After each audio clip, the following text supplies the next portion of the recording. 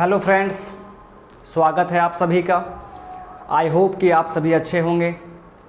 तो my dear friend, पिछले session में हम लोगों ने कंप्रेसिबिलिटी के बारे में बात किया था, ओके। एंड मैंने आपको वहाँ पर दो फार्मूलाज बताया था। एक फार्मूला था आपका वॉल्यूम एंड प्रेशर के टर्म्स में, एंड एक फार्मूला आपको मिला था डेंसिटी एंड प्रेशर के टर्म में, ठीक है। और दोनों ही फार्मूला का काफ़ी इंपॉर्टेंस है। कोई भी न्यूमेरिकल क्वेश्चन यदि वहाँ से पूछा जाता है तो आप इसी दोनों फार्मूलाज में से कोई भी यूज़ करेंगे, ओके। तो देखिए माय डियर, कंप्रेसिबिलिटी अभी कंप्लीट नहीं हुआ है। कंप्रेसिबिलिटी में अभी थोड़ा सा आपको और पढ़ना होगा, ठीक है। तो कंप्रेसिबिलिटी में जो भी रिमेनिंग चीज़ हमें पढ़ना है वो हम आज के सेशन में देखेंगे, ओके। एंड आफ्टर दैट हम लोग आज के ही सेशन में विस्कोसिटी भी स्टार्ट करेंगे, ओके। तो चलिए सेशन को स्टार्ट किया जाए। तो सबसे पहले हम लोग देखेंगे लिक्विड के केस में हम ये देखना चाह रहे हैं कि ये कंप्रेसिबल होगा या इनकम्प्रेसिबल होगा। तो देखिए, तो लिक्विड पर एक्सपेरिमेंट किया गया माय डियर, ठीक है। एक्सपेरिमेंट करके देखा गया कि लिक्विड कंप्रेसिबल है या इनकम्प्रेसिबल। तो देखिए उस एक्सपेरिमेंट में क्या देखा गया, ध्यान से आप देखेंगे। प्रेशर यहाँ पर देखिए, एक तरफ मैं आपको यहाँ पर प्रेशर लिख रहा हूँ और एक तरफ हम लोग डेंसिटी देखेंगे।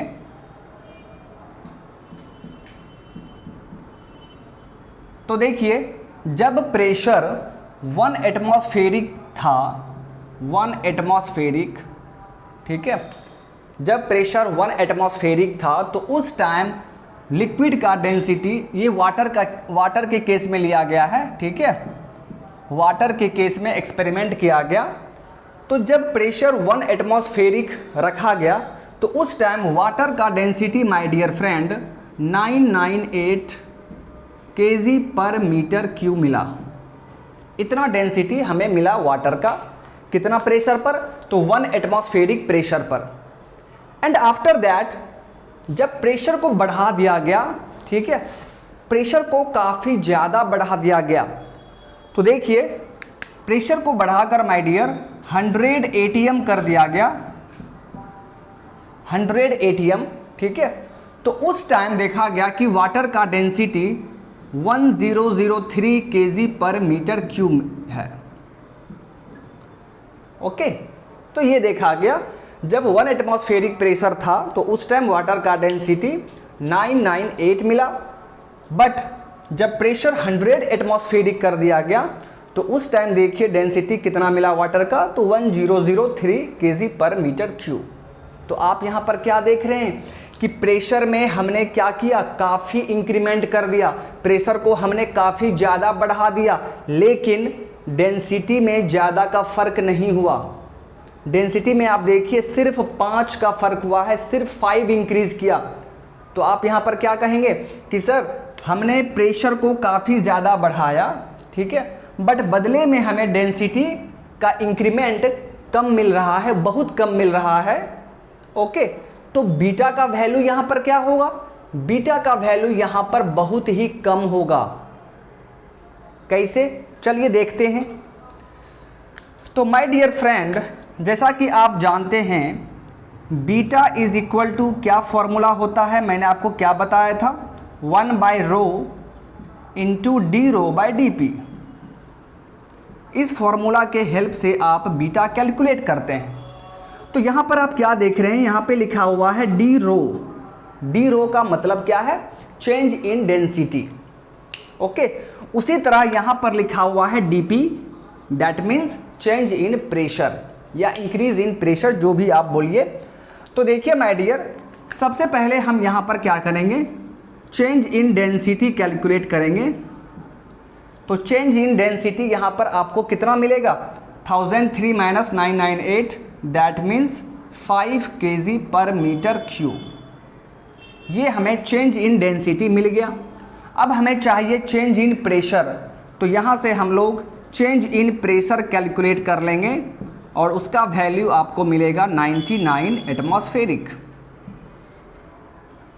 तो हमें दोनों का चेंज मिल चुका है। अब आप यहाँ पर वैल्यूज पुट कर दीजिए, तो फिर देखिए बीटा का वैल्यू कितना आता है। आइए देखते हैं।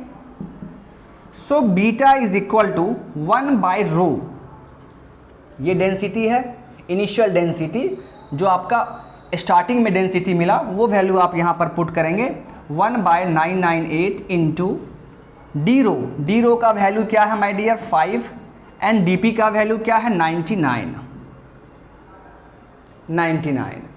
तो अब आप यहाँ से देखिए इसका वैल्यू अप्रॉक्स कितना आएगा माय डियर। इसको जब आप सॉल्व करेंगे तो इसका वैल्यू कितना आएगा, तो ये अप्रॉक्सीमेटली आएगा। आप देखिए यहाँ पर लगभग 1000 है, यहाँ पर 100 है, ठीक है। लगभग अप्रॉक्स तो आप बोल सकते हैं ना कि ये अप्रॉक्स 100 है और ये अप्रॉक्स 1000 है। दैट मीन्स डिनोमिनेटर में 1 पर 5 0 है। तो आप यहाँ पर देखिए बीटा का वैल्यू निकाल सकते हैं, कितना आ जाएगा 0.00005।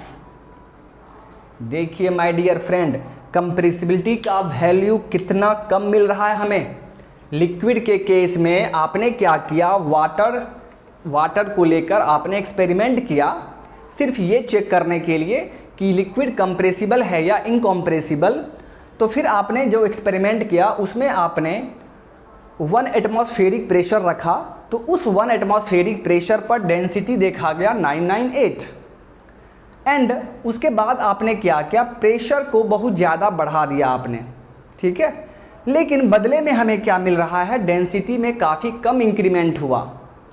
तो फिर हमने बीटा का वैल्यू यहाँ पर कैलकुलेट किया, तो बीटा का वैल्यू आप क्या देख रहे हैं 0.00005 मिल रहा है और ये वैल्यू क्या है, बहुत ही ज़्यादा कम है माय डियर, ठीक है। अप्रॉक्स ये क्या है, 0 के बराबर आप कहेंगे, ठीक है। चूँकि ये वैल्यू बहुत ही ज़्यादा कम है तो इस वैल्यू को हम लोग नेगलेक्ट कर देंगे और फिर ये मान लेंगे कि बीटा का वैल्यू अप्रॉक्स 0 है। ये तो लगभग 0 ही हुआ ना जी, ठीक है। तो बीटा का वैल्यू हम लोग 0 मान लेंगे और बीटा का वैल्यू 0 मानने का मतलब क्या है कि लिक्विड कंप्रेसिबल नहीं है, ठीक है। लिक्विड देखिए बहुत ही कम कंप्रेस हो रहा है, ठीक है, नहीं के बराबर कंप्रेस हुआ। अगर ज़्यादा कंप्रेस होता तो उसका डेंसिटी में काफ़ी ज़्यादा इंक्रीमेंट हो जाता, बट ऐसा नहीं देख रहे हैं आप। दैट मीन्स लिक्विड को आप ज़्यादा कंप्रेस नहीं कर सकते हैं, बस आप स्लाइटली कंप्रेस कर सकते हैं। तो उस कंप्रेशन को हम लोग नेगलेक्ट कर देते हैं और फिर हम लोग ये मान लेते हैं कि लिक्विड हमारा इनकम्प्रेसिबल है। एक्चुअल में हल्का तो कंप्रेशन हुआ है, देखिए डेंसिटी में थोड़ा सा चेंज हुआ है और डेंसिटी में जैसे ही थोड़ा चेंज होगा इसका मतलब है कि कंप्रेशन हुआ है, लेकिन बहुत कम हुआ है। तो इस वैल्यू को हम लोग नेगलेक्ट कर देंगे और हम लोग लिक्विड को इनकम्प्रेसिबल ट्रीट करेंगे। बात समझ में आ गया आपको। तो यहाँ से देखिए, तो यहाँ से बीटा के बारे में आप क्या बोलेंगे, beta tends to 0, beta tends to 0। आइए अब इसके आगे देखते हैं, ध्यान देंगे आप। Here with large increase in pressure, with large increase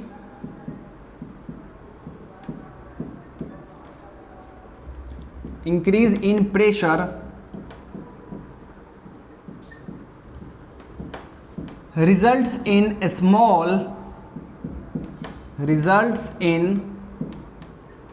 small increment, results in very small, आप यहाँ पर वेरी वर्ड लिख दीजिए, ठीक है। Results in very small increment, very small increment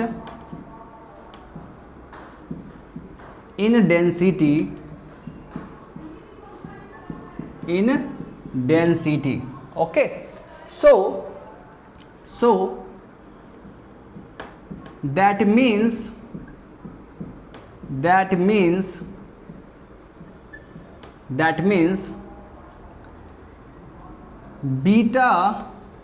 beta will be very small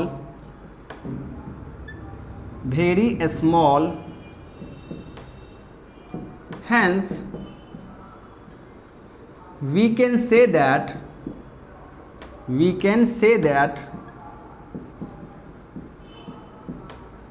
beta tends to zero.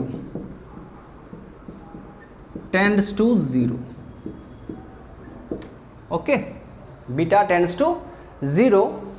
So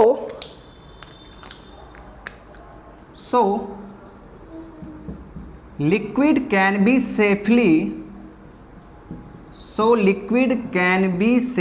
treated as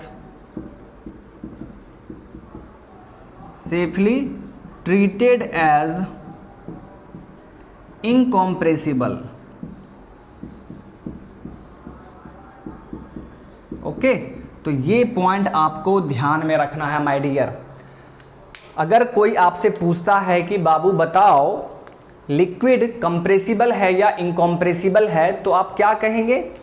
आप कहेंगे कि लिक्विड को हम लोग इनकॉम्प्रेसिबल लेके चलते हैं। तो फिर क्वेश्चन ये अराइज हो सकता है कि क्या थोड़ा भी लिक्विड कंप्रेसिबल नहीं होता है? बिल्कुल होता है। लिक्विड को हम थोड़ा सा कंप्रेस कर सकते हैं, बट वो नेग्लिजिबल होता है, हम बहुत ही कम कंप्रेस कर सकते हैं। तो आप वहाँ पर एग्जाम्पल भी बोल सकते हैं कि जब हम लोग प्रेशर में काफ़ी ज़्यादा इंक्रीमेंट करते हैं तो बदले में हमें डेंसिटी में बहुत कम का इंक्रीमेंट मिलता है, तो बीटा का वैल्यू वहाँ पर लगभग 0 हो जाएगा। और जब बीटा का वैल्यू लगभग 0 हो रहा है, दैट मीन्स कि वो कंप्रेसिबल ट्रीट नहीं होगा, हम लोग उसे इनकॉम्प्रेसिबल ट्रीट करेंगे। बात समझ में आ गया आपको? तो ये सभी आपको ध्यान में रखना होगा कि लिक्विड को हम लोग इनकॉम्प्रेसिबल ट्रीट करते हैं। एंड इनकॉम्प्रेसिबल बोलने का मतलब क्या है कि इसका डेंसिटी कांस्टेंट रहेगा। डेंसिटी में आपने देखा हल्का सा इंक्रीमेंट हुआ, तो हम लोग ये मान लेंगे कि इसका डेंसिटी कांस्टेंट रहेगा। तो इनकॉम्प्रेसिबल का तो मतलब ही होता है ना कि डेंसिटी कांस्टेंट होगा। ये मैंने आपको पिछले सेशन में बताया भी था। ओके, चलिए, आई होप कि आपको ये चीज़ समझ में आ गया होगा। चलिए अब हम लोग देखते हैं गैस के बारे में कि गैस कंप्रेसिबल होता है या इनकॉम्प्रेसिबल। आइए देखते हैं माय डियर। गैस, तो गैस के केस में देखिए हमें देखना है कि बीटा का वैल्यू यहाँ पर क्या होगा। तो गैस के केस में आपने थर्मोडायनामिक्स में आइडियल गैस इक्वेशन पढ़ा होगा, तो उसी इक्वेशन का हम लोग यहाँ पर यूज़ कर लेंगे। आइए देखिए, फ्रॉम आइडियल गैस इक्वेशन,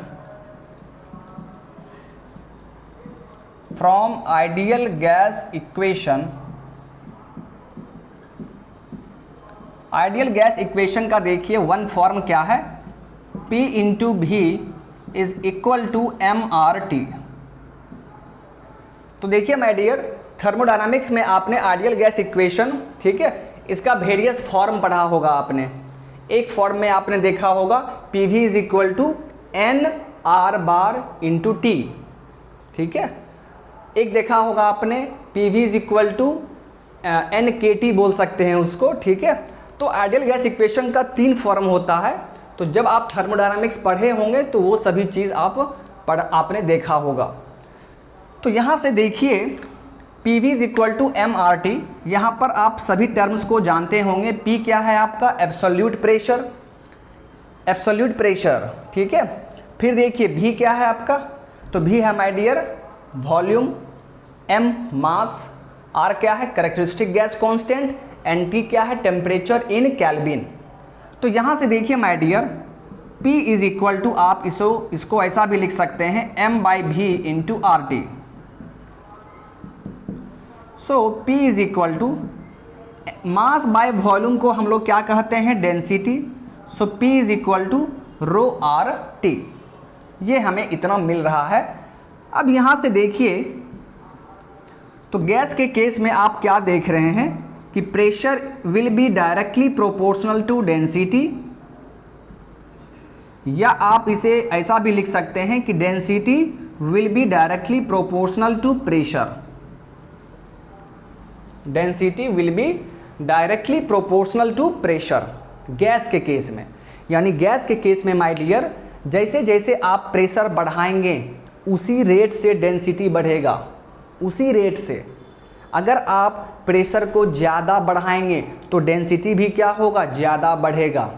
अगर आप प्रेशर को कम बढ़ाएंगे तो डेंसिटी भी कम बढ़ेगा, कम इंक्रीमेंट होगा। ठीक है, लिक्विड के केस में आपने क्या देखा कि हमने प्रेशर को काफ़ी ज़्यादा बढ़ा दिया था, ठीक है, बट डेंसिटी वहाँ पर काफ़ी कम इंक्रीज किया। लेकिन यहाँ पर ऐसा कुछ भी नहीं है, यहाँ पर आप जिस रेट से प्रेशर को बढ़ाएंगे उसी रेट से आपका डेंसिटी बढ़ेगा। इसका क्या मतलब है? इसका मतलब है माय डियर कि यहाँ पर डेंसिटी का चेंज प्रेशर के रिस्पेक्ट में होगा। ठीक है, density change with respect to pressure, ये आपका क्या होगा, वैल्यू आपका यहाँ मिलेगा और ये 0 के बराबर नहीं होगा। ओके, तो यहाँ से देखिए, तो बीटा आप जानते हैं क्या होता है, 1/ρ इंटू d/ρ/dp। ओके, तो यहाँ पर देखिए माय डियर, मैंने आपको क्या बताया कि जिस रेट से डेंसिटी बढ़ेगा उसी रेट से प्रेशर बढ़ रहा है और दोनों डायरेक्टली प्रोपोर्शनल है।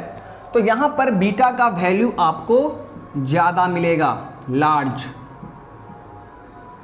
बीटा का वैल्यू आपको क्या मिलेगा, यहाँ पर ज़्यादा मिलेगा। ओके, और जब बीटा का वैल्यू ज़्यादा मिल रहा है तो आप उसको क्या कहेंगे, कंप्रेसिबल कहेंगे। एंड कंप्रेसिबल में भी आप क्या कहेंगे, हाईली कंप्रेसिबल। यानी गैस आपका हाईली कंप्रेसिबल होता है, किसी भी गैस को आप बहुत ही ज़्यादा कंप्रेस कर सकते हैं। ओके, तो इसका एग्जांपल भी मैं आपको बता रहा हूँ। ठीक है, जैसे घर में जो आपका सिलेंडर होता है किचन में, एलपीजी गैस सिलेंडर, ठीक है, वो क्या है, उस सिलेंडर में स्टोर किया गया है।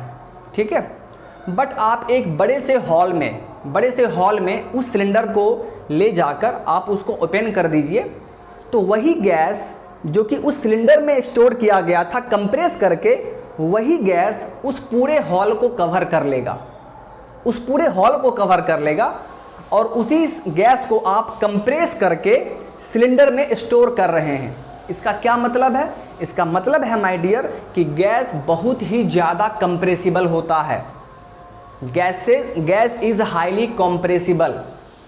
अब आपके दिमाग में आ रहा होगा कि सर ठीक है, ये चीज़ तो हमको समझ में आ गया, आपने मैथमेटिकली समझा दिया कि गैस हाईली कंप्रेसिबल होता है, बट थोड़ा सा इसको और अच्छे से समझाइए।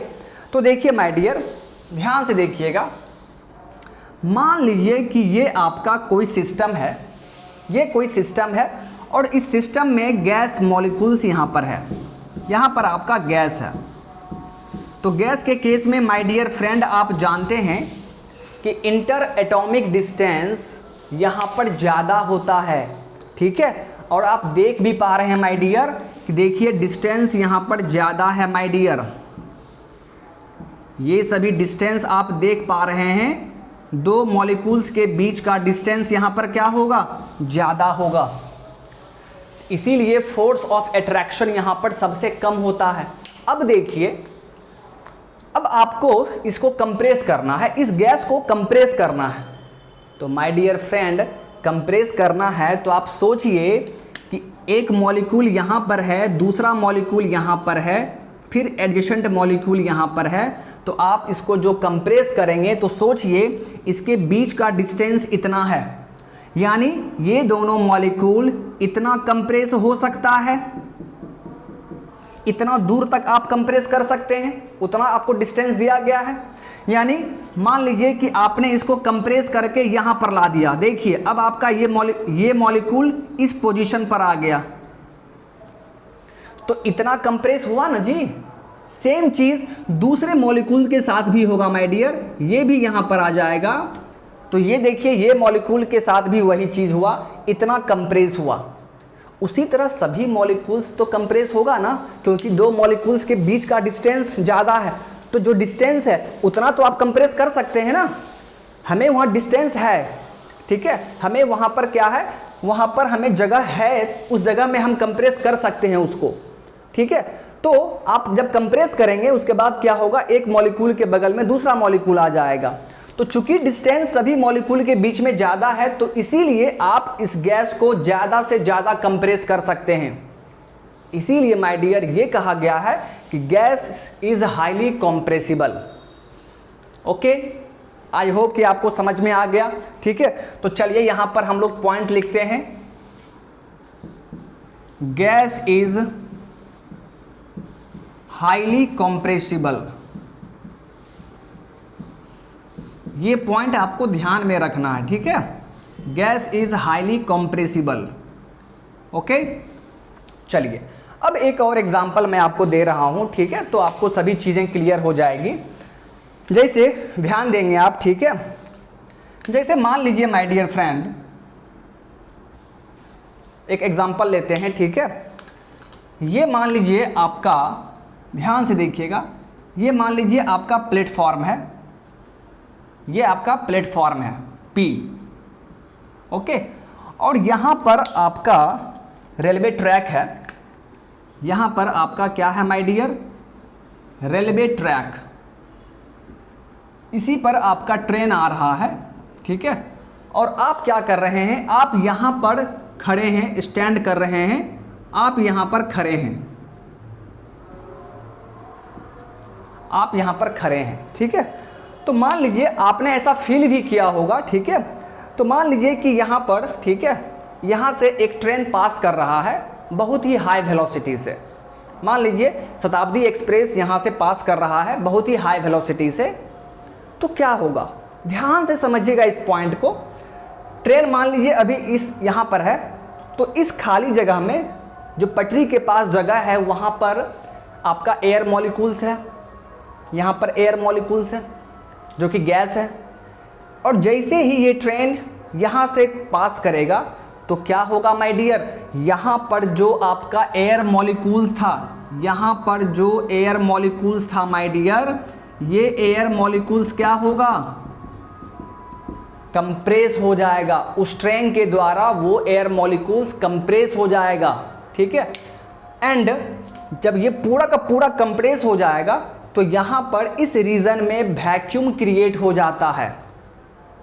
ठीक है, गैस इतना ज़्यादा कंप्रेसिबल होता है कि इस ट्रेन के द्वारा यहां पर वो एयर कंप्रेस हो जाता है एंड यहां पर वैक्यूम क्रिएट हो जाता है जब ट्रेन यहां से पास कर रहा होता है तब। तो जैसे ही यहां पर वैक्यूम क्रिएट होता है, ठीक है, तो यहां पर देखिए वैक्यूम क्रिएट हो चुका है, बट जहां पर आप खड़े हैं वहां पर एटमॉस्फेरिक प्रेशर है। तो यहां का प्रेशर एटमॉस्फेरिक है, बट रेलवे ट्रैक पर प्रेशर क्या हो गया है, वैक्यूम हो चुका है। दैट मीन्स यहां पर जीरो प्रेशर काम कर रहा है। तो माय डियर यहां पर क्या होगा, आप हाई प्रेशर रीजन में खड़े हैं। ठीक है, और आपके जस्ट बगल में जो रीजन है वहां पर जीरो प्रेशर रीजन है। तो आप जानते हैं कि हाई प्रेशर से लो प्रेशर में फ्लो होगा, तो फिर आप वहां पर फील करते हैं कि आप ट्रेन की तरफ पुल हो रहे हैं। आपको ऐसा फील होगा कि आप ट्रेन की तरफ खींचे चले जा रहे हैं। ठीक है, क्यों फील होगा, तो बस इसी कारण की वजह से, क्योंकि यहां पर वैक्यूम क्रिएट हो चुका है एंड जहां पर आप खड़े हैं वहां पर एटमॉस्फेरिक प्रेशर काम कर रहा है। तो इस प्रेशर डिफरेंस के कारण आपको ये फील होगा और आप इसके तरफ पुल होंगे। ठीक है, तो ये चीज़ आपने फील भी किया होगा। ठीक है, तो ये भी एक एग्जांपल था ये देखने के लिए कि गैस हाईली कंप्रेसिबल होता है। ओके, आई होप कि आपको ये चीज़ें समझ में आ गई होगी। ठीक है, चलिए अब इसके आगे हम लोग मूव करते हैं। तो अभी तक हमने क्या पढ़ा है, हमने सबसे पहले देखा लिक्विड का केस, और लिक्विड क्या है आपका, इनकॉम्प्रेसिबल है। बट अगर देखा जाए तो लिक्विड थोड़ा सा कंप्रेसिबल है, बट जो थोड़ा सा उसको कंप्रेस किया जा रहा है तो उस कंप्रेशन को हम लोग नेगलेक्ट कर देंगे, क्योंकि बीटा का वैल्यू वहाँ पर बहुत ही कम आता है। इसीलिए लिक्विड को इनकॉम्प्रेसिबल ट्रीट किया जाता है, बट गैस हाईली कंप्रेसिबल होता है। ओके, आई होप कि आपको ये दोनों चीज़ अच्छे से समझ में आ गया होगा। चलिए अब इसके आगे हम लोग बात करते हैं। यहाँ पर एक पॉइंट हम देखेंगे नोट करके, ध्यान देंगे आप, नोट करके एक पॉइंट देखेंगे। एक टर्म है आपका बल्क मॉडुलस। ठीक है, बल्क मॉडुलस, ध्यान देंगे आप लोग, बल्क मॉडुलस जिसे हम डिनोट करते हैं K से। तो देखिए माय डियर, बल्क मॉडुलस होता क्या है, तो आपने कंप्रेसिबिलिटी पढ़ लिया। आपने कंप्रेसिबिलिटी देखा, तो कंप्रेसिबिलिटी के रेसिप्रोकल को ही बल्क मॉडुलस कहते हैं। बल्क मॉडुलस क्या है? So this is the reciprocal of compressibility. आप जब कंप्रेसिबिलिटी का रेसिप्रोकल करेंगे तो आपको बल्क मॉडुलस मिलेगा। तो इसका डेफिनेशन क्या हो गया my dear? It is the reciprocal of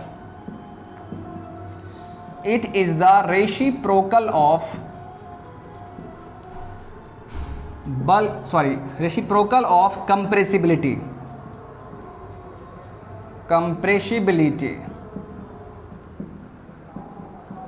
okay, so bulk modulus will be equal to 1 by beta.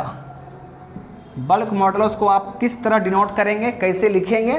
k is equal to 1 by beta करके आप लिखेंगे। ओके, तो ये चीज़ आपको ध्यान में रखना है कि कंप्रेसिबिलिटी का रेसिप्रोकल करेंगे तो हमें बल्क मॉडुलस मिलेगा। अब यहाँ पर इसके आगे हम लोग बात करते हैं। तो देखिए, सबसे पहले अब यहाँ पर आप ध्यान देंगे, आपने देखा कि गैस हाईली कंप्रेसिबल होता है। तो किसी भी गैस को जनरली 2 प्रोसेस के द्वारा कंप्रेस किया जाता है। ध्यान से सुनिए मेरी बात को। आपने देखा कि गैस हाईली कंप्रेसिबल होता है, तो किसी भी गैस को हम लोग जनरली 2 प्रोसेस के द्वारा कंप्रेस करते हैं generally. First is isothermal process and second is adiabatic process. तो इन दोनों प्रोसेस के द्वारा हम लोग किसी भी गैस को कंप्रेस करते हैं। ओके, तो अब हम लोग यहाँ पर देखेंगे कि आइसोथर्मल कंप्रेसिबिलिटी क्या होगा। जब आइसोथर्मल प्रोसेस के द्वारा हम किसी गैस को कंप्रेस करेंगे तो उसका आइसोथर्मल कंप्रेसिबिलिटी कितना होगा, एंड यदि हम लोग एडियाबैटिक प्रोसेस के द्वारा गैस को कंप्रेस कर रहे हैं तब उसका कंप्रेसिबिलिटी क्या होगा, ये अब हम लोग यहाँ पर देखेंगे। ओके, चलिए तो देखते हैं माय डियर फ्रेंड, ध्यान देंगे आप लोग। देखिए, जनरली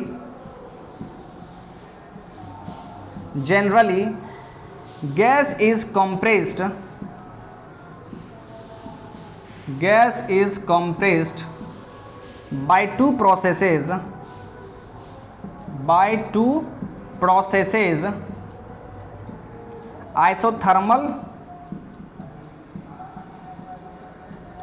isothermal and adiabatic।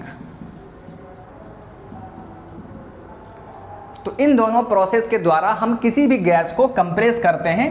तो चलिए अब यहाँ पर सबसे पहले हम लोग बात करेंगे isothermal compressibility of gas. Isothermal compressibility of gas.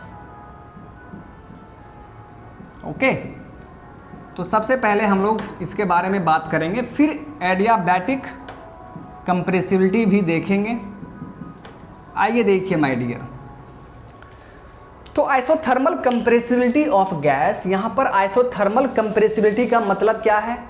Isothermal का मतलब होता है कि टेम्परेचर वहाँ कांस्टेंट होगा, यानी उस गैस का टेम्परेचर कांस्टेंट है और अब आप उस गैस को कंप्रेस कर रहे हैं तो उसे हम लोग आइसोथर्मल कंप्रेसिबिलिटी कहते हैं।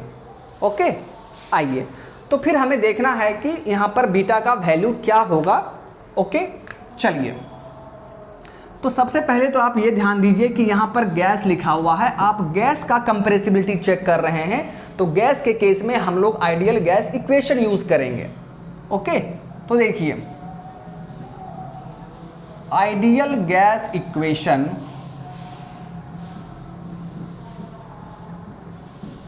ये क्या होगा माय डियर? तो अभी अभी आपने देखा था PV is equal to MRT। तो यहाँ से हम लोग क्या लिखेंगे? P is equal to M divide by V into RT। M by V को हम लोग कहते हैं density, so P is equal to rho RT, और यहाँ से हमें रो इज इक्वल टू क्या मिल जाएगा? P divide by RT। इसको याद नहीं करना है, रो इज इक्वल टू हमें क्या मिल रहा है? P by RT। ओके, चलिए, बट हमें क्या चाहिए? हमें चाहिए बीटा का वैल्यू माय डियर। तो बीटा आप कैसे निकालेंगे? 1 by rho into d rho by d P. इसको हम लोग मान लेते हैं इक्वेशन 1। हमें बीटा चाहिए, और बीटा हम लोग कैसे कैलकुलेट करेंगे, तो उसका फॉर्मूला आप जानते हैं 1/ρ d/dp। अब ध्यान से सोचिए, ये d/dp क्या है? तो माय डियर, यहाँ पर ये इस टर्म को आप कैसे पढ़ेंगे? That means differentiation of density with respect to pressure, ऐसा पढ़ेंगे आप। मतलब डेंसिटी को डिफ्रेंशिएट करना है प्रेशर के रिस्पेक्ट में।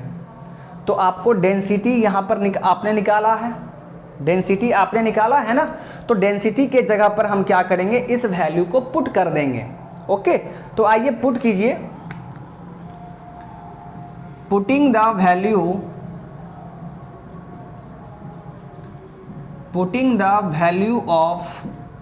Value of density in equation 1 में हम लोग डेंसिटी का वैल्यू पुट कर देंगे। तो आइए देखिए माय डियर, तो फिर आपको क्या मिलेगा? So beta will be equal to 1/ρ into d/dp, और रो का वैल्यू क्या है? P/RT। आपने क्या किया, डेंसिटी के जगह पर आपने वैल्यू पुट कर दिया। अब यहां से देखिए, ध्यान से देखिए, आपने जो स्टार्ट किया है वो क्या है? Isothermal compressibility. और आइसोथर्मल का मतलब क्या होता है? टेम्परेचर वहां कांस्टेंट होगा, टेम्परेचर वहां पर कांस्टेंट है। तो my dear friend, temperature constant है तो ये बाहर निकल जाएगा, इसका डिफरेंशिएशन नहीं होगा, बाहर निकल जाएगा। आर क्या है? कैरेक्टरिस्टिक गैस कांस्टेंट, तो ये भी कांस्टेंट है, ये भी बाहर निकल जाएगा। ओके, आइए तो यहां से आप क्या लिखेंगे? Beta is equal to 1/ρ into 1/RT। 1/RT बाहर निकल गया, और यहां पर हमें क्या मिला? dP/dP। और ये RT बाहर क्यों निकला? Since R and T is constant. R और T क्या है? यहाँ पर कांस्टेंट है, इसीलिए हमने उसे बाहर निकाल दिया। तो माय डियर फ्रेंड, यहाँ से देखिए, beta is equal to 1/ρ RT into क्या हो जाएगा? 1 dP/dP 1 हो जाएगा। Okay, so beta is equal to 1/ρ RT हमें मिल रहा है। अब ध्यान देंगे आप, 1/ρ RT, ठीक है? तो ρ RT किसके बराबर होगा? ठीक है, ρ RT आप यहां पर देख रहे हैं, और यहां पर भी देखिए ρ RT। तो ρ RT किसके बराबर है? P के बराबर है। तो यहां पर हम क्या पुट करेंगे? P। So beta is equal to क्या हो जाएगा? 1/P। 1/P, यानी किसी भी गैस का आइसोथर्मल कंप्रेसिबिलिटी आप कैसे फाइंड आउट करेंगे? तो वो होता है माय डियर 1/P, यानी 1 प्रेशर। ओके, तो ये फॉर्मूला है किसके लिए? आइसोथर्मल कंप्रेसिबिलिटी के लिए। ओके, तो ये चीज आपको याद रखना है। यहां पर मैं आपको लिख दे रहा हूं कि बीटा क्या है? Beta is isothermal compressibility. Isothermal compressibility. Okay, यहां तक क्लियर है? अब देखिए, जब हमने बीटा निकाल लिया, तो अब आप यहां पर बल्क मॉडुलस भी कैलकुलेट कर सकते हैं। बल्क मॉडुलस क्या होता है? कंप्रेसिबिलिटी का रेसिप्रोकल होता है। तो आइए my dear, so KT is equal to क्या होगा? 1/बीटा। अब यहां पर KT क्या है? आप बोलेंगे कि सर आपने तो यहां पर K लिखा था, तो यहां पर KT कैसे आ गया? तो माय डियर, KT का मतलब है आइसोथर्मल बल्क मॉडुलस। आइसोथर्मल के लिए टेम्परेचर कांस्टेंट है, इसीलिए मैंने यहाँ पर टेम्परेचर लिखा है। ठीक है, तो ये देखकर ही आप समझ जाएंगे कि ये आइसोथर्मल कंप्रेसिबिलिटी है, सॉरी आइसोथर्मल बल्क मॉडुलस है। तो आइसोथर्मल बल्क मॉडुलस बराबर आप क्या लिखेंगे? 1/बीटा, एंड बीटा का वैल्यू आपने निकाला है 1/1/P। So KT is equal to P। So KT is equal to आपको क्या मिल जाएगा? P। एंड यहां पर KT क्या है? KT is isothermal bulk modulus, bulk modulus. KT is isothermal bulk modulus.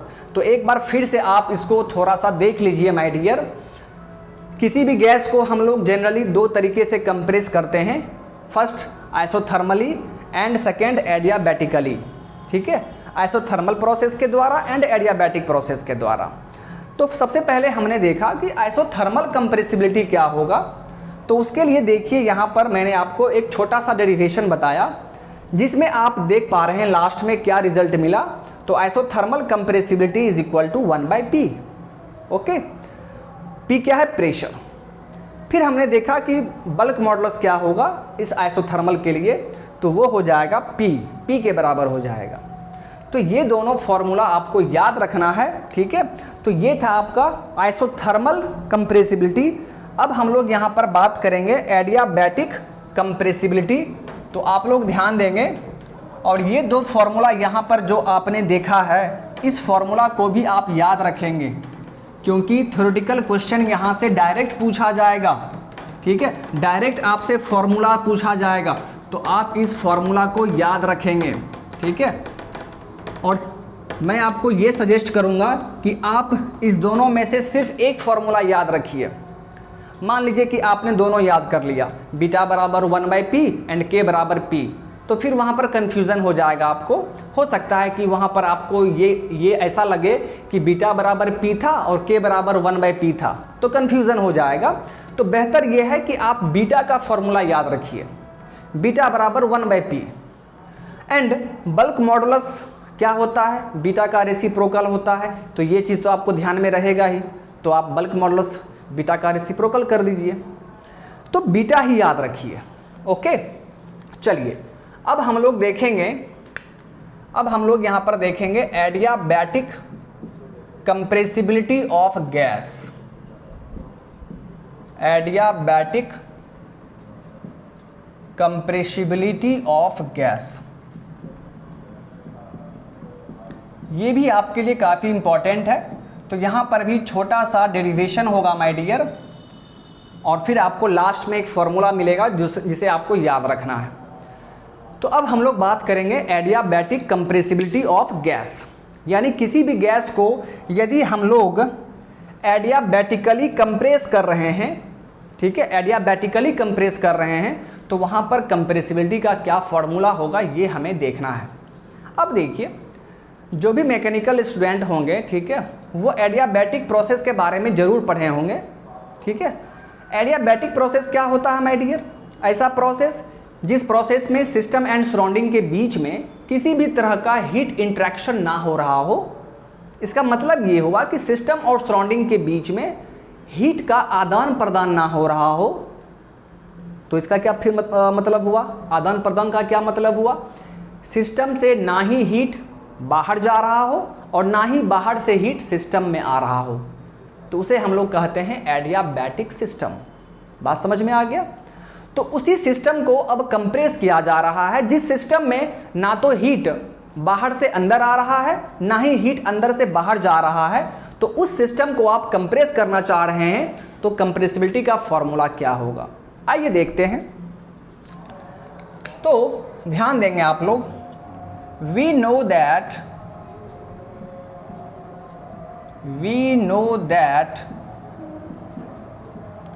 Adiabatic equation क्या होता है माय डियर?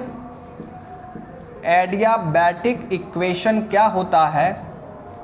तो ये आपको मालूम होगा, ये होता है my dear PV to the power gamma is equal to constant. PV to the power gamma is equal to constant. यहाँ पर जो आप गामा देख रहे हैं, गामा, इसे हम लोग, ये गामा है, इसे हम लोग एडियाबैटिक एक्सपोनेंट कहते हैं। एडियाबैटिक एक्सपोनेंट कहते हैं। इसका वैल्यू हमें किस चीज़ का आइडिया देता है? ये हमें किस चीज़ का आइडिया देता है? तो माय डियर फ्रेंड, इसका वैल्यू हमें किसी भी गैस का एटॉमिसिटी के बारे में आइडिया देता है, ठीक है। एटॉमिसिटी दैट मीन्स कोई भी गैस मोनो एटॉमिक है या डायटॉमिक है या ट्राइटॉमिक है, तो हमें उसका एटॉमिसिटी के बारे में पता चलता है। ओके, इसके वैल्यू से जैसे अगर आप एग्जाम्पल के तौर पे देखना चाहें तो जैसे एयर, अगर मोनो एटॉमिक एयर है तो उसके लिए गामा का वैल्यू 1.61 होता है, और अगर डायटॉमिक एयर है तो वहाँ पर गामा का वैल्यू 1.4 होता है। अब आप सोच रहे होंगे कि sir mono atomic and diatomic होता क्या है, पहले ये तो समझा दीजिए आप। तो आइए देखते हैं। मोनो एटॉमिक, मोनो का मतलब होता है सिंगल, मतलब आप क्या देख रहे हैं, मोनो एटॉमिक का मतलब क्या होगा, सिंगल एटम, यानी ऐसा गैस जिसमें मॉलिक्यूल्स के पास सिंगल एटम हो, जिसमें मॉलिक्यूल्स के पास सिंगल एटम हो, उस गैस को हम लोग मोनो एटॉमिक गैस कहेंगे। ओके, फिर देखिए डायटॉमिक गैस किसको कहेंगे, डाई का मतलब होता है डबल, ठीक है, दो। तो ऐसा गैस जिसके मॉलिक्यूल्स के पास 2 एटम हो, 2 एटम्स हो, उसे हम लोग डायटॉमिक कहेंगे। फिर उसी तरह ट्राइटॉमिक में क्या होगा, मॉलिक्यूल्स के पास 3 एटम होगा, हर एक मॉलिक्यूल्स के पास 3 एटम होगा, तो उसे हम लोग ट्राइटॉमिक कहेंगे। ठीक है, तो ये सभी पॉइंट मैं आपको लास्ट में लिख दूंगा, ठीक है, एंड आई होप कि आपको समझ में आ गया होगा। तो यहाँ से अब देखिए, अब यहाँ से हम लोग एक छोटा सा डेरिवेशन करेंगे। ओके, आइए करते हैं, ध्यान देंगे आप लोग। तो सबसे पहले देखिए यहाँ पर वॉल्यूम लिखा हुआ है माय डियर, डेंसिटी बराबर आप क्या जानते हैं, mass by volume. So volume is equal to आप क्या लिखेंगे, मास बाय डेंसिटी। डेंसिटी बराबर आप क्या लिखेंगे, mass by density, sorry volume बराबर क्या लिखेंगे, मास बाय डेंसिटी। आइए देखिए, तो यहाँ पर क्या है, P इंटू, ये वॉल्यूम है तो वॉल्यूम के जगह पर हम क्या लिखेंगे, mass by density, and to the power क्या होगा, gamma is equal to constant. तो यहाँ से देखिए, so P into M to the power gamma divide by rho to the power gamma is equal to constant, हमें ये मिलेगा। अब देखिए, अब आपको एक चीज़ याद होगा, जब मैंने आपको कंप्रेसिबिलिटी स्टार्ट किया था तो वहाँ पर मैंने आपको एक पिस्टन सिलेंडर अरेंजमेंट दिखाया था, और वहाँ पर मैंने आपको बोला भी था कि यहाँ पर मास कांस्टेंट रहेगा। ठीक है, कंप्रेस होने से पहले सिस्टम के अंदर जितना मास था, कंप्रेस होने के बाद भी तो उतना ही मास रहेगा, मास तो चेंज नहीं होगा। ठीक है, तो यहाँ पर भी क्या होगा, मास कांस्टेंट है। तो माय डियर फ्रेंड ध्यान से देखिए, जब मास कांस्टेंट है और गामा का वैल्यू भी कांस्टेंट है, तो ये पूरा टर्म क्या होगा, ये पूरा टर्म माय डियर कांस्टेंट हो जाएगा। और जब ये पूरा टर्म कांस्टेंट हो जाएगा तो इसे हम क्या करेंगे, उसे हम बराबर साइन के इस तरफ भेज देंगे, राइट हैंड साइड में भेज देंगे, तो यहाँ ओवरऑल हमें कांस्टेंट मिल जाएगा। That means P divide by rho to the power gamma is equal to क्या होगा, कांस्टेंट। ओके, आइए अब इसके आगे देखते हैं। तो यहाँ तक आपको मिल गया P divide by rho to the power gamma is equal to constant. फिर यहाँ से आप क्या लिखेंगे, P into rho to the power gamma को आप ऊपर भेज दीजिए, तो क्या होगा, rho to the power minus gamma is equal to constant, is equal to constant. आइए अब यहाँ पर हम लोग क्या करेंगे, इसे डिफरेंशिएट करेंगे। डिफरेंशिएटिंग, क्यों डिफरेंशिएट करेंगे my dear, differentiating my dear friend, हमें बीटा निकालना है। बीटा बराबर क्या होता है, 1 by rho into d rho by d P, यानी हमें d rho by d P चाहिए। तो d rho by d P हमें कब मिलेगा, जब इसे हम डिफरेंशिएट करेंगे। तो फिर आप देखेंगे कि आपको डी पी भी मिल जाएगा एंड डी रो भी मिल जाएगा। तो यहीं से आपको d rho by d P calculate करना है। ओके, ताकि हम लोग आसानी से कंप्रेसिबिलिटी को फाइंड आउट कर सकें। तो देखिए ये किस फॉर्म में है, u इंटू भी के फॉर्म में है, u इंटू भी के फॉर्म में है। तो इसमें हम क्या करते हैं, एक बार u को बाहर करेंगे और v का डिफरेंशिएशन होगा, और एक बार v को बाहर करेंगे u का डिफरेंशिएशन होगा। आपने मैथमेटिक्स में ये चीज़ पढ़ा होगा। सेम वही चीज़ हम लोग यहाँ पर यूज़ करने वाले हैं। एक बार क्या कीजिए, आप p को बाहर कर दीजिए and rho to the power minus gamma को डिफरेंशिएट कीजिए। तो ध्यान से देखिए, जब इस टर्म का डिफरेंशिएशन होगा तो क्या लिखेंगे आप, minus gamma into rho to the power minus gamma minus 1 into d rho, इतना हमें मिल जाएगा, प्लस अब हम लोग क्या करेंगे, rho to the power minus gamma को बाहर कर देंगे और प्रेशर का डिफरेंशिएशन होगा तो dp इज इक्वल टू क्या होगा, 0 इज इक्वल टू कांस्टेंट है तो उसका डिफरेंशिएशन 0 हो जाएगा। अब इसको थोड़ा सिंप्लीफाई करते हैं माय डियर। यहाँ पर क्या हो जाएगा, minus gamma into P into rho to the power minus gamma divide by rho लिख सकते हैं आप, क्योंकि यहाँ -1 पावर है, दैट मीन्स आप इस तरह लिख सकते हैं, ये ऊपर जाएगा तो पावर -1 हो जाएगा ना, तो आप ऐसा भी लिख सकते हैं, इंटू क्या है d rho plus rho to the power minus gamma into d P is equal to 0। अब यहाँ से देखिए ये माइनस साइन के साथ है तो आप इसको क्या कीजिए, राइट हैंड साइड में भेज दीजिए तो प्लस हो जाएगा। तो ये टर्म आपका लेफ्ट हैंड साइड में बचेगा, rho to the power minus gamma into d P is equal to, ये टर्म आपका कितना है, gamma into P into rho to the power minus gamma divide by rho into d rho. कोई दिक्कत आपको समझने में? अब यहाँ पर देखिए माय डियर, ध्यान से देखना है, rho to the power minus gamma यहाँ पर भी है, rho to the power minus gamma यहाँ पर भी है, यहाँ पर भी है, ठीक है। यहाँ पर देखिए dp है, यहाँ पे डी रो है, हमें किस चीज़ का ज़रूरत है, हमें ज़रूरत है d rho bye dp।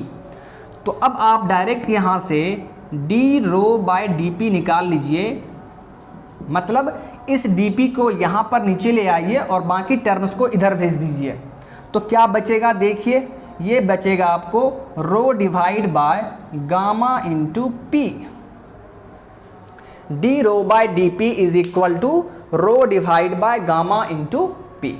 Okay, तो देखिए हमें d rho by d P मिल चुका है। अब हम लोग आसानी से यहां पर कंप्रेसिबिलिटी निकाल सकते हैं। आइए देखिए, so beta is equal to आप क्या लिखेंगे, 1 by rho d rho by d P, now 1 by rho into d rho by d P का वैल्यू अभी अभी आपने फाइंड आउट किया है, कितना है, rho divide by gamma into P. तो यहाँ से देखिए रो और रो कैंसल आउट हो गया, so beta will be equal to 1 by gamma into P. और ये बीटा को हम लोग क्या कहेंगे, एडियाबैटिक कंप्रेसिबिलिटी कहेंगे। क्यों? क्योंकि आपने एडियाबैटिक इक्वेशन अप्लाई किया है और वहीं से आपको d rho by d P मालूम चला है और फिर आपने इस वैल्यू को कंप्रेसिबिलिटी में पुट किया है। तो जो कंप्रेसिबिलिटी हमें मिलेगा उसे क्या कहेंगे, एडियाबैटिक कंप्रेसिबिलिटी कहेंगे। जैसे प्रीवियस डेरिवेशन में आपने देखा था, आपने टेम्परेचर को कांस्टेंट माना था तो वो क्या हुआ, डिफरेंशिएशन के फैक्टर से बाहर निकल गया था, तभी तो आपको बीटा का फॉर्मूला मिला था 1 बाई पी। तो उसको हमने क्या कहा, आइसोथर्मल कंप्रेसिबिलिटी। और यहाँ पर एडियाबैटिक इक्वेशन का यूज़ करके हमें ये मिल रहा है, तो ये आपका क्या कहलाएगा, एडियाबैटिक कंप्रेसिबिलिटी। सो बीटा यहाँ पर क्या है my dear, adiabatic compressibility of gas, adiabatic compressibility. तो ये फॉर्मूला आपके लिए काफ़ी इंपॉर्टेंट है। क्या देख रहे हैं, 1 by gamma into P. Isothermal में क्या था, आइसोथर्मल में था सिर्फ 1 बाई पी, सिर्फ 1 बाई पी था वहाँ पर। एडियाबैटिक में क्या मिल रहा है हमें, 1 बाय गामा इंटू पी। ठीक है, बस पी में क्या कीजिए, गामा से मल्टीप्लाई कर दीजिए, 1 बाय गामा इंटू पी, वो आपका एडियाबैटिक कंप्रेसिबिलिटी हो जाएगा। ओके, तो फिर यहाँ से देखिए फिर यहाँ से देखिए, यदि आप बल्क मॉडुलस निकालना चाहेंगे, सो k इज इक्वल टू आप जानते हैं 1/बीटा, तो यहाँ से आप क्या लिखेंगे 1 divide by gamma into P. तो यहाँ से आपको k का फॉर्मूला क्या मिल गया, गामा इंटू पी। और यहाँ पर k क्या है माय डियर, यहाँ पर k है आपका एडियाबैटिक बल्क मॉडुलस। ओके, तो यहाँ पर आप k को क्या लिखेंगे, एडियाबैटिक बल्क मॉडुलस।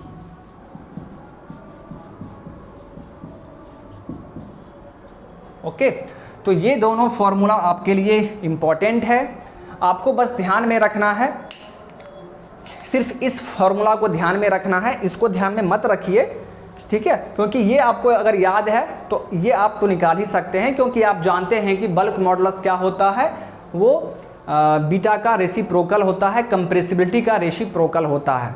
ओके, तो सिर्फ इस फॉर्मूला को आपको ध्यान में रखना है। ओके, चलिए अब इसके आगे देखते हैं माय डियर। अब यहाँ पर जो मैंने आपको बताया था कि गामा क्या है आपका, तो वो सभी चीज़ हम लोग अब देख लेते हैं, ठीक है। तो गामा को हमने क्या कहा था, आपको याद होगा, एडियाबैटिक एक्सपोनेंट। ओके, और यहाँ से भी आपका थ्योरेटिकल क्वेश्चन पूछा जाता है। और एक बार मैं आपको फिर से बता दे रहा हूँ कि यहाँ पर क्लासेस में मैं आपको जितना भी पॉइंट समझाऊंगा, जितना भी पॉइंट मैं आपको लिखवाऊंगा, वो सभी पॉइंट आपके एग्ज़ाम पॉइंट ऑफ व्यू से काफ़ी इम्पॉर्टेंट रहेगा। आप अपने मन से किसी भी पॉइंट को स्किप मत कर दीजिएगा, ठीक है। आप अपना दिमाग अप्लाई मत कर दीजिएगा कि ये मुझे इम्पॉर्टेंट नहीं लग रहा है तो इसको छोड़ देते हैं, नहीं, ठीक है। मैं आपको जितना पढ़ा रहा हूँ वो सभी आपके लिए इम्पॉर्टेंट है, ठीक है।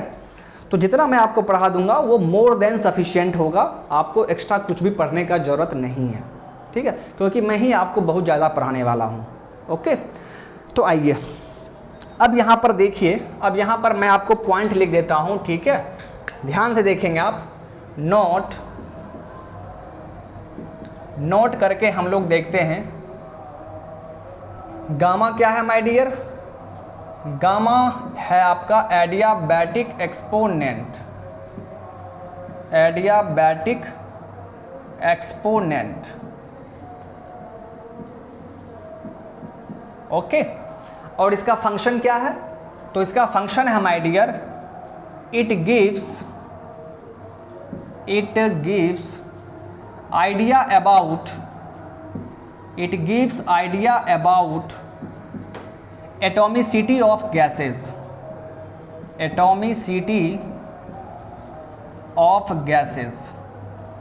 ये हमें गैसेस के एटॉमिसिटी के बारे में आइडिया देता है, इसके वैल्यू से हमें आइडिया मिलता है कि गैस का एटॉमिसिटी कितना है। ओके, चलिए फॉर एग्जांपल ध्यान देंगे आप, for monoatomic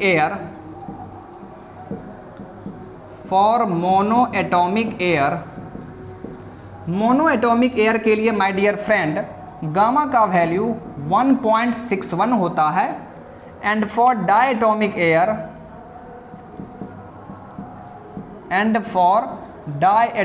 air gamma is equal to 1.4। Okay, तो ये दोनों वैल्यूज़ तो आपको याद रखना ही होगा, डायरेक्ट एग्जाम में पूछता है, ठीक है। और इसको आप रीड कैसे करेंगे, तो आप इसको रीड करेंगे गामा, ये क्या है गामा। ओके, चलिए ये तो हो गया। अब जैसा कि मैंने आपको बताया था कि मोनो एटॉमिक का मतलब क्या है, डायटोमिक का मतलब क्या है, वो पॉइंट भी आप यहाँ पर देख लीजिए, ठीक है, ताकि आप कभी इस चीज़ को भूल ना पाएँ। मोनो एटॉमिक एंड डायटोमिक, इस दोनों का मतलब मैं आपको समझा दे रहा हूँ, ठीक है। डायटोमिक, तो देखिए माय डियर फ्रेंड, यहाँ पर जो आप वर्ड देख रहे हैं लिखा हुआ है मोनो, मोनो का मतलब होता है सिंगल, और यहाँ पर आप देख रहे हैं डाई लिखा हुआ है, डाई का मतलब होता है double,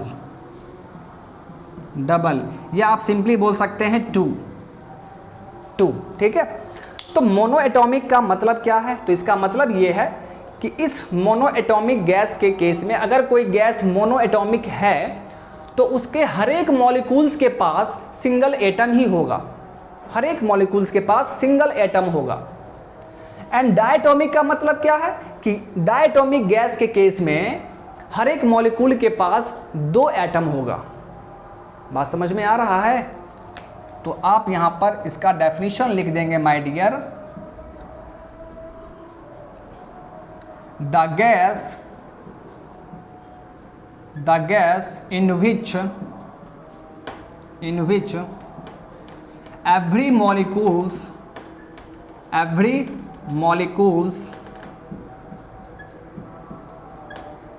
have single atom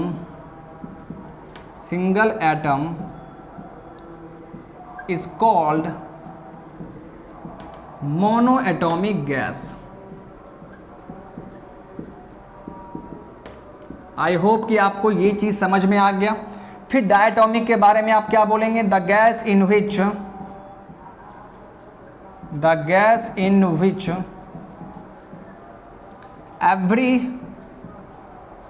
every molecules have 2 atoms।